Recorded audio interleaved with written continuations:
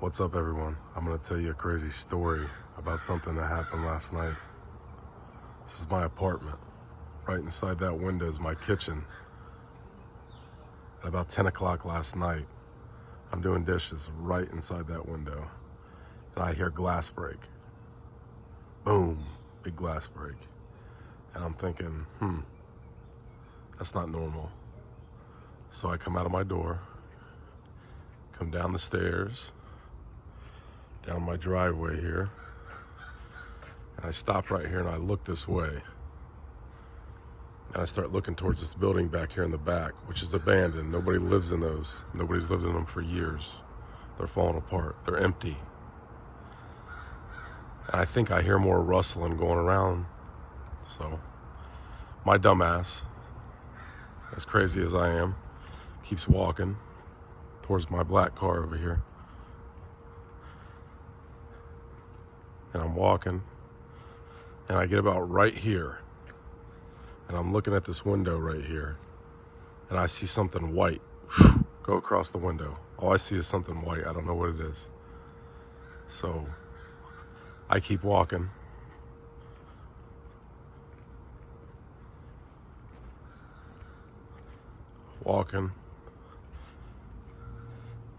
And I get about right here. I'm about 10 feet from this door right here. And I'm looking at the window where I seen something, and you can't tell yet, but that window's broken. It's smashed open. Anyway, I'm looking at this door, and nobody lives here. Hasn't for years. And it's pitch black out here.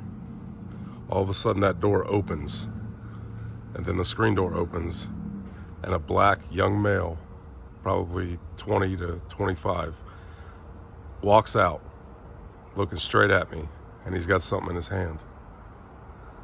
So what do? I think it's a common male instinct. I get in a striking position and I come towards him and I hit him. Boom, right in the jaw. He hits the ground, he falls down. I'm immediately on top of him. He goes to get back up and we're wrestling. I'm hitting him, kicking him, punching him. He's crying, begging me to stop.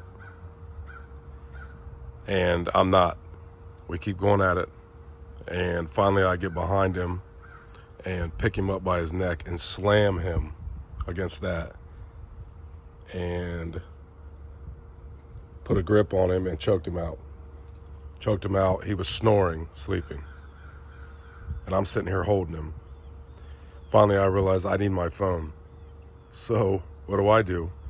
I let him go. He's snoring. I get up, run back to my apartment around the corner, grab my phone, head back out this way, and when I get about right there, I see him stand up from right there, get up, he's stumbling and starts hobbling around this corner. So I take off. Oh, and by the way, my glasses got knocked off. They were laying over here on the ground with a lens knocked out during the wrestle. And I take off after him around this corner, and I can't see anything. It's pitch black. And I've wrestled his shirt. I tore his shirt off of him. There's blood all over his shirt. So his shirt's back here on the ground last night. And I get right here, and I hear him taking off back through these woods. And I can't see anything, so I just start screaming at him. If you ever come back here again, I'm gonna put a bullet in your head. I'm screaming, going nuts. So I turn around, head back to my apartment again, grab my keys, come back out, get in my car, because I'm pissed at this point, and I take off out my driveway, around my neighborhood, and start looking for this guy. Long story short, I can't find him.